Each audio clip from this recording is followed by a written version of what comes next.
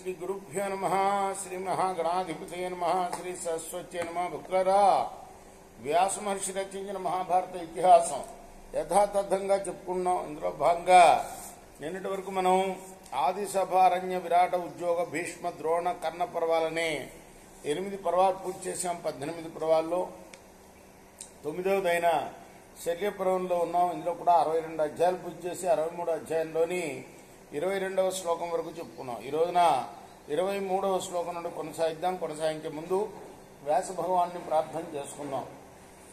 వ్యాసాయ విష్ణు రూపాయ వ్యాస రూపాయ విష్ణవే నమో వై బ్రహ్మనిదయే వాసిష్ఠాయ నమో నమః. నారాయణం నమస్కృత్య నరం చైవ నరోత్తమం దేవీం సరస్వతిం వ్యాసం తతో జయముదీరయేత్.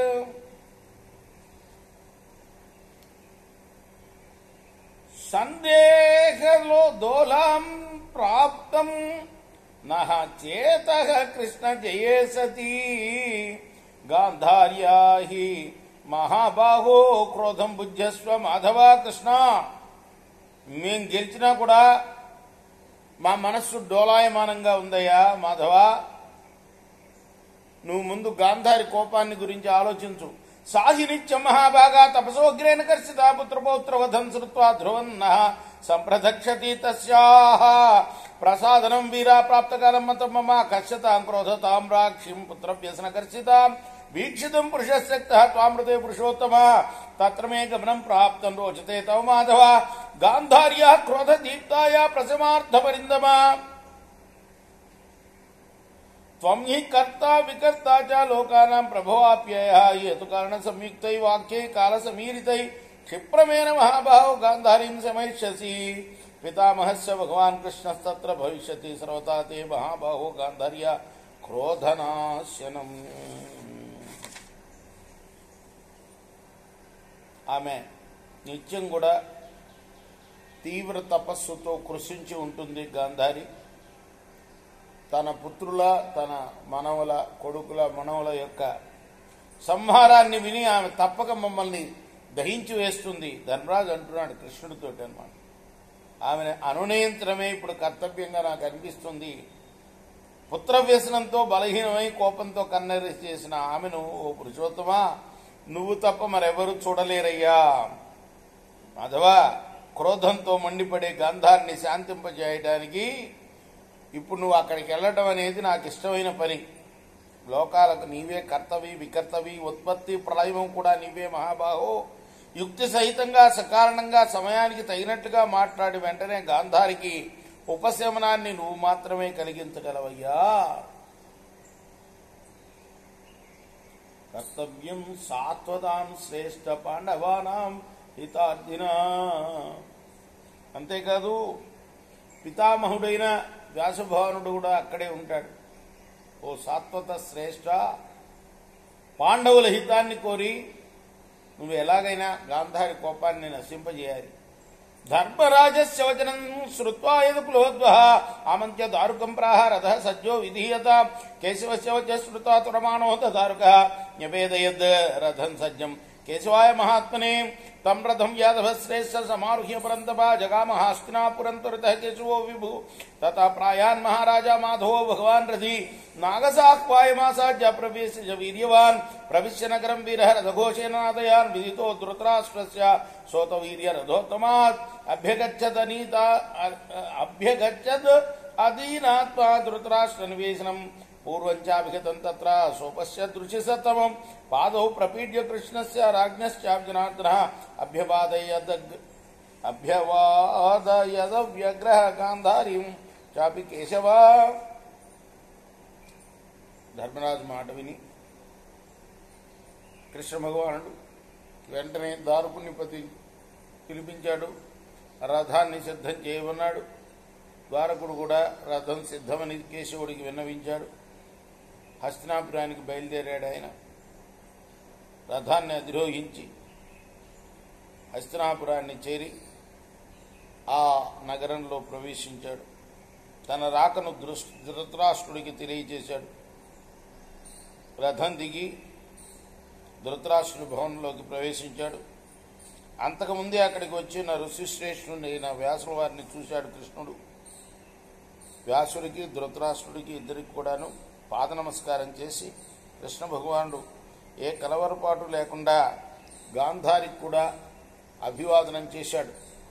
తతస్తు యాదవ శ్రేష్ఠ ధృతరాష్ట్ర మధోక్ష పాణిమాలభ్య రాజేంద్ర సుస్వరం పరబ్రోధజ సముహూర్తాదివోత్సృజ్య పాష్పం శోకసముద్భవాన్ ప్రక్షాళ వారినా నేత్రా హ్యాచమ్య చేధావిధి వాచ ప్రస్తుతం వాక్యం ధృతరాష్ట్రమరిద్నవ నతేస్త్వ విదితం కించిత్ ఊర్ధస్యతో భారత కాలస్య చ యథావృత్తం తత్తే సుయితం ప్రభో యతితం పాండవై సర్వై తవ చిత్తానురోధిభిః కథం కులక్షయో నస్య తథా క్షత్రస్య భారత భ్రాతృభిః సమయం కృత్వా క్షాంతవాన్ ధర్మోత్తరః ధృతశ్చరజితైః సుతైః వనవాసో యుపాగతः అజ్ఞాతవాసచర్యా చ నానావేష సమావృతైః అన్యే చ బహవః క్లేశాः త్వశక్తిరివ సర్వదా మయా చ స్వయమాగమ్య యుద్ధకాలం ఉపస్థితే సర్వలోకస్య సాన్నిధ్యే గ్రామాంస్త్వం పంచయాచితః త్వయా కాలోపపృష్టేన సృష్టేన లోభతో నాపవర్జత తవాపరాధాన్ నృపదే సర్వం క్షత్రం క్షయం గతం. రాజేంద్ర ఆ తర్వాత ధృతరాష్ట్రుడి చేతిని పట్టుకొని రోధించాడు కృష్ణ భగవానుడు. అలా రోధించిన తర్వాత అచమానం చేసి కృష్ణుడు భరత అంటే ఓ భరత కుమార నువ్వు పెద్దవాడివయ్యా ధృతరాష్ట్రుడు అంటున్నాడు, నీకు తెలియంది ఏమీ లేదు. కాలమహిమ వల్ల జరిగిన సంఘటన అంతా నీకు తెలుసు. నీ మనస్సును అనుసరించి ప్రవర్తించే పాండవులు వంశనాశనం జరగకుండా క్షత్రనాశనం జరగకుండా ఉండాలని ఎంతో ప్రయత్నం చేశారు. ఈయన్నే సాక్షాత్తు తననే పంపించాడుగా రాయబారిగా కూడా 5 ఊళ్ళు ఇచ్చినా కూడా చాలన్నాడు పాపం కదా. అంత ప్రయత్నం చేశాడయ్యా ధర్మరాజు. ఎన్నో కష్టాలు సహించాడు అజ్ఞాతవాసంలో అరణ్యవాసంలో. కపట జూదం అని తెలిసి కూడా అంగీకరించి వనవాసాన్ని స్వీకరించాడు ఆ మహానుభావుడు ధర్మరాజు. నానా వేషాలు వేశారు అజ్ఞాతవాసంలో. ఇంకా ఎన్నో కష్టాలు వచ్చినా వాటినన్నింటినీ భరించారు వాళ్ళు. యుద్ధకాలం సమీపించినప్పుడు నేనే స్వయంగా వచ్చి ప్రజలందరి సమక్షంలో 5 గ్రామాల కోసం యాచించాను నేను. కానీ లోభంతో నువ్వు ఇవ్వలే. ఇదిగో నువ్వు చేసిన అపరాధం వల్లనే క్షత్రియులంతా నశించిపోయారయ్యా. డైరెక్ట్గా చెప్తున్నాడు ధృతరాష్ట్రుడితో. భీష్మేన సోమదత్తేన బాహుకేన కృపేణ చ ద్రోణేన చ సపుత్రేణ విద్రేణ చ ధీమతా యాచితస్త్వం సమన్నిత్యం న చ తత్ కృతవానపి కాలోపహత చిత్తా హి సర్వే ముఖ్యంతి భారత యథా మూఢో భవాన్ పూర్వం అస్మిన్నర్థే సముచ్యతే కిమన్యత్ కాలయోగాద్ధీర్దిష్టమే ప్రాయణం మా చ దోషాన్ మహాప్రాజ్ఞ పాండవేషు నివేశ్య అల్పోప్యత్ అతిక్రమో నాస్తి పాండవానాం మహాత్మనాం ధర్మతో న్యాయతశ్చైవ స్నేహతశ్చ పరంతప ఏతత్ సర్వం తు విజ్ఞాయ ఆత్మదోషకృతం ఫలం అసూయం పాండుపుత్రేషు న భవాన్ కర్తుమర్హతి కులం వంశస్య పిండాశ్చ ఇచ్చపుత్రకృతం ఫలం గాంధార్యాస్తవ వైనాథ పాండవేషు ప్రతిష్టం త్వం చైవ కురు శార్దూల గాంధారీ చ యశస్విని మాస్క్యో నరసూ శార్దూల పాండవాన్ ప్రతికిల్బిషాం. విదురుడు కూడా సంధి కోసం నిన్ను యాచించాడు. అంతేకాదు భీష్ముడు సంధి చేసుకోమన్నాడు. సోమదత్తుడు, బాక్లీకుడు, కృపుడు, ద్రోణుడు, అశ్వత్థామ వీళ్ళందరూ కూడా నిన్ను సంధి చేసుకోమని కోరారు. అయినా కూడా నువ్వు ఆ పని చేయలేదు. కాలప్రభావం అది, ఏం చేస్తాం. కాలమహిమ కాకపోతే ఏమిటయ్యా ఇది. అందరికీ ఆ విధియే గతి. ఓ మహాప్రాజ్ఞ మహారాజా మామ, పాండవులను తప్పు పట్టవద్దయ్యా. వాళ్ళల్లో ఎప్పుడూ ధర్మదృష్టే కానీ, న్యాయ దృష్టే కానీ, స్నేహ దృష్టే కానీ మరొకటి ఉండదు వాళ్ళకి. ఇదంతా నువ్వు చేసిన దోషం ఫలితమే అని గ్రహించి పాండవులపై నువ్వు అసూయ చూపవద్దు. ఇక నీ కులము వంశము పాండవుల ద్వారానే కొనసాగాలి. నీకు గాని గాంధారికి గాని పుత్రులు చేయవలసిన పిండదానాది ఫలం కూడా పాండవులే చేయాలి. అంటే నీ పుత్రులందరూ చనిపోయారు, నీకు పిండ ప్రదానం కూడా నువ్వు చచ్చిన తర్వాత వాళ్ళే చేయాలి అని చెప్తున్నాడు ధృతరాష్ట్ర మహారాజు కృష్ణుడు. కాబట్టి నువ్వు కానీ కీర్తిమతి అయిన గాంధారి కానీ పాండవులకి కీడు కలగాలని సంకల్పం చేయకండి, భావించకండి. ఏతత్సర్వమనుధ్యాయాత్మనస్య వ్యతిక్రమం శివేన పాండవాన్ పాహి నమస్తే వ్రతర్షభ జానాశ్చ మహాబాహో ధర్మరాశ్చయా త్వయి భక్తిర్భర్తశార్దులా స్నేహశ్చాపి స్వభావతః ఏతచ్చ కథనం కృత్వా శత్రూణాం అపకారిణాం దక్ష్యతే సదివా రాత్రౌ నచ శర్మాధిగచ్చతి త్వాంచైవ నరశార్దులా గాంధారించే యశస్వినిం సశోచన్ నరశార్దులా శాంతిం నైవాధిగచ్చతి ప్రియ హిరియా చ పరయా విష్ణా భవంతి నాధిగచ్చతి పుత్రశోకాపి సంతప్తం బుద్ధి వ్యాకురితేంద్రియం ఏముక్తా మహారాజా దురదృష్టో యథోత్తమ ఉవాచ బ్రహ్మం వాక్య గాంధారీ సోకర్షిత సౌబలేరిభోతత్వం యత్వాం వక్ష్యామి తచ్చృణు త్వత్సమానాస్తి లోకేస్మిన్నర్జ సీమంతిని శుభే జానాస్తి యథారాజ్ఞి సభాయాం మమ సన్నిధో ధర్మార్థ సహితం వాక్యం భయో పక్షయోర్హితం ఉక్తవచ్చసి కళ్యాణి నచ్చతే తనయై కృతము.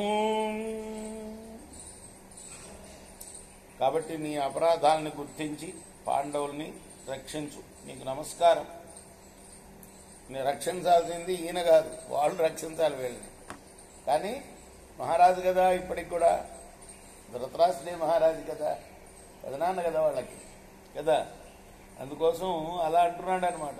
నువ్వు వాళ్ళని రక్షించవయ్యా అంటే ఏ అపకారం తలపెట్టవద్దు, మనసులో అనుకోవద్దు. నువ్వు స్వాభావికంగానే ధర్మరాజుకి నీపైన చాలా భక్తి.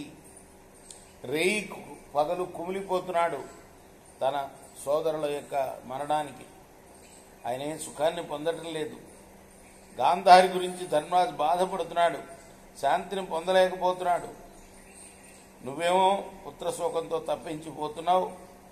నీ బుద్ధి ఇంద్రియాలు కలతపడి ఉన్నాయి. అందువల్ల ధర్మరాజు నీ దగ్గరికి రాలేకపోతున్నాడయ్యా.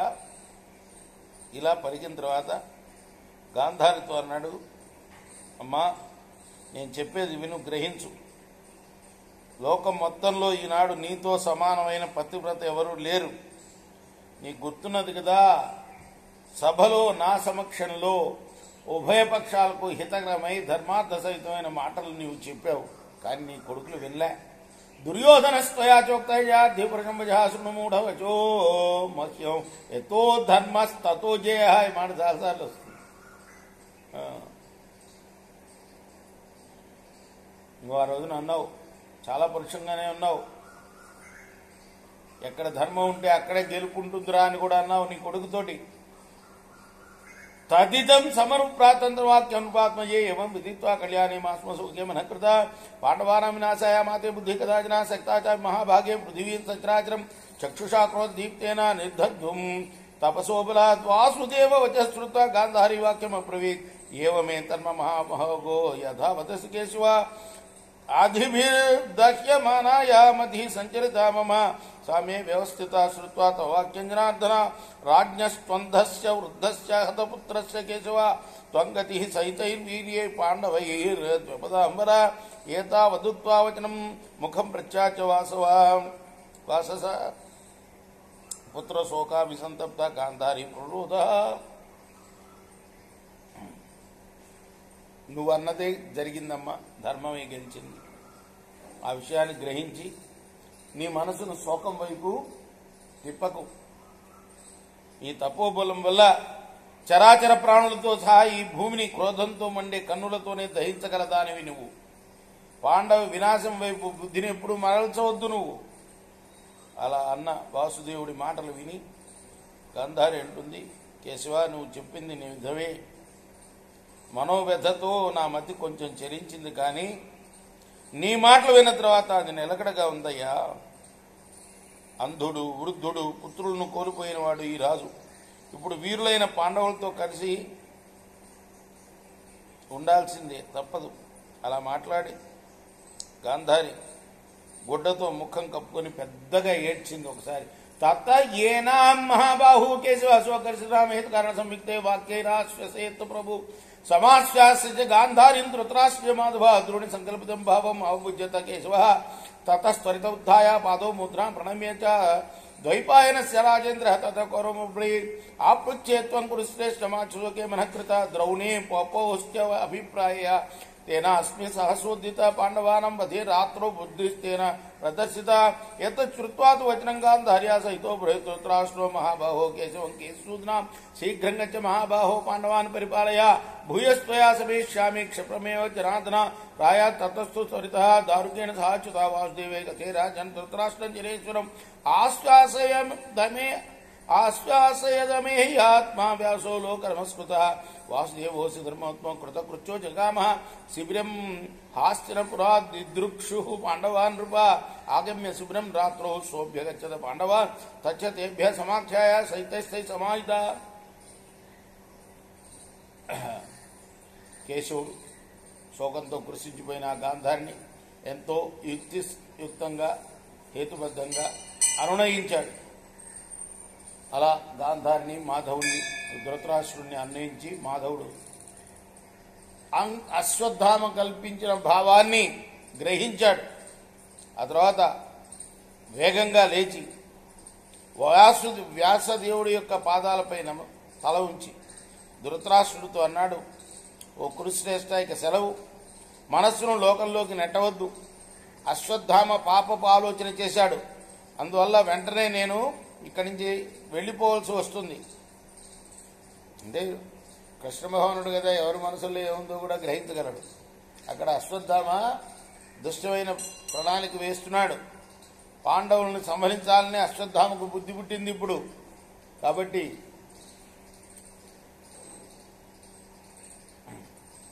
నేను వెళ్తున్నానని చెప్పిన కేశవుడితో ధృతరాష్ట్రుడు అన్నాడు, వెంటనే బయలుదేరి నాయన పాండవులు రక్షించు, త్వరలో మరలా నీతో కలుస్తాను అన్నాడు. అలా అచ్యుతుడు వేగంగా రథం పైన బయలుదేరాడు. వాసుదేవుడు వెళ్ళిపోగానే వ్యాసుడు కూడా ఇలా అన్నాడు ధృతరాష్ట్రుడితో, రాజా, ధర్మాత్ముడైన వాసుదేవుడు కూడా పని సఫలం చేసుకుని పాండవులను చూడాలని హస్తినాపురం నుండి తన శిబిరానికి వెళ్ళాడయ్యా, యుద్ధ శిబిరానికి. రాత్రివేళ శిబిరానికి వచ్చి కృష్ణుడు పాండవులను కలిశాడు. విషయంతో వారికి చెప్పి సావధానంగా వారితోనే కలిసి ఉన్నాడు ఇప్పుడు అని అక్కడ జరిగిన సంగతి కూడా ఇక్కడ వ్యాసులు వారు చెప్పారు. అంటే దివ్య దృష్టి గలవాడు కదా, ఆయనకి దివ్య దృష్టే కాదు, ఆయన కూడా దివ్య దృష్టి ఇచ్చాడు. వ్యాసుడికే ఇస్తానన్నాడు యుద్ధం అంతా చూడమని. వ్యాసుడు ఒప్పుకోకపోతే వ్యాసుడి యొక్క రథసారథి అయిన సంజయుడికి ఇచ్చి సంజయుడిని వెళ్ళి అప్పటికప్పుడు నాకు వార్తలు చెప్పమన్నాడు. దివ్య దృష్టి ఆయన ఇచ్చినవాడు ఆయనకు ఉండదా? ఈయన కృష్ణుడు అక్కడ చేరిన సంగతి, యుద్ధభూమికి అక్కడ పాండవుల్ని కలిసిన సంగతి ధృతరాష్ట్రుడికి చెప్పాడు వ్యాసుడు. ఇది శ్రీ మహాభారతే శల్యపర్వణి గదాపర్వణి ధృతరాష్ట్ర గాంధారీ సమాశ్వాసనే 63తమోధ్యాయ. ఇది వ్యాస మహర్షి రచించిన మహాభారత ఇతిహాసంలోని శల్యపర్వంలోని 63వ అధ్యాయం. రేపు 64వ అధ్యాయం ప్రారంభం చేద్దాం. కృష్ణార్పణమస్తు. స్వస్తి ప్రజాభ్య పరిపాలయంతాం న్యాయ మార్గే మహిమేష. ఓం బ్రాహ్మణేభ్య సమస్తు లోకా సమస్తా సుఖినోంతు. కృష్ణార్పణమస్తు. సాయి కృష్ణార్పణం.